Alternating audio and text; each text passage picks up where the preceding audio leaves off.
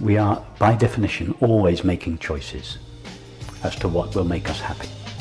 So that's fine. If we think we are a separate self, make the right choice. So when this is said as a concession to the separate self. The best thing the separate self can do is to explore its nature. The best thing the separate self can do is to turn round upon itself and to ask itself, who is this self that I believe and feel myself to be? What am I? That's the highest activity the separate self can engage in. It doesn't very often engage in that activity because, as I said in the conversation with Sven, most of the time the separate self is so busy relieving its suffering by giving its attention to objects that it very rarely ceases giving attention to objects and gives its attention to itself. But the highest thing the separate self can do is to turn its attention around, away from the objects through which it is seeking fulfillment, towards itself, the I that is unhappy, the separate self we believe and feel ourselves to be. That is the highest activity the separate self can engage in. And as the separate self traces its way back to itself,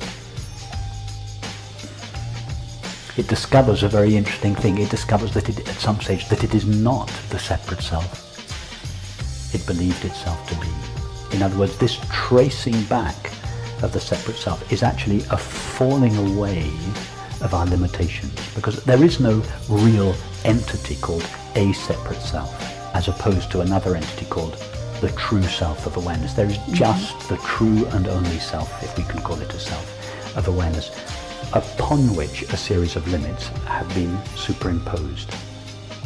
So the tracing back of the separate self is the gradual dissolution of these limits. And when all these limits have been seen through, all the things that seemed to limit us, the true and only self of pure awareness stands revealed. Now the limits are, broadly speaking, I am the body and I am the mind. In other words, I am this cluster of thoughts and feelings. And as we explore all these thoughts and feelings and sensations, we realize, no, I'm obviously not that. I'm not essentially made out of thoughts. I am aware of my thoughts, but my thoughts flow by and each one disappears. But when they disappear, I don't disappear with them. I remain behind. So I cannot be made out of a thought. And then we notice the same thing is true of feelings. My best feelings, my worst feelings, they all flow by and disappear. But I, the one that knows them, doesn't disappear with them. And even sensations, we only know the body through sensation and perception. Even our sensations and perceptions, they all disappear. But I don't disappear when they disappear. In this way, we trace back what we essentially are to this simple field of knowing or presence of awareness. I am divested of I.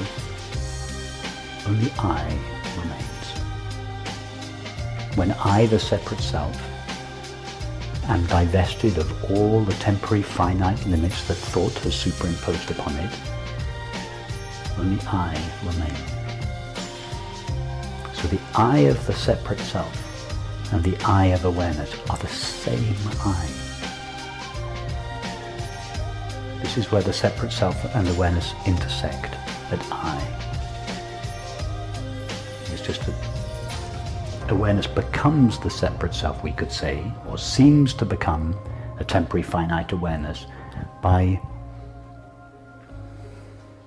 rising in the form of the mind with which it superimposes limits on itself, in exactly the same way, or rather in a similar way, that a screen rises in the form of the image with which it seems to veil or limit itself. The screen itself takes the shape of the image with which it seems to limit itself. It is awareness itself that takes the form of mind, and it is in the form of mind that awareness seems to limit itself. So when the mind-made self traces back to to its source. It doesn't find a temporary finite mind.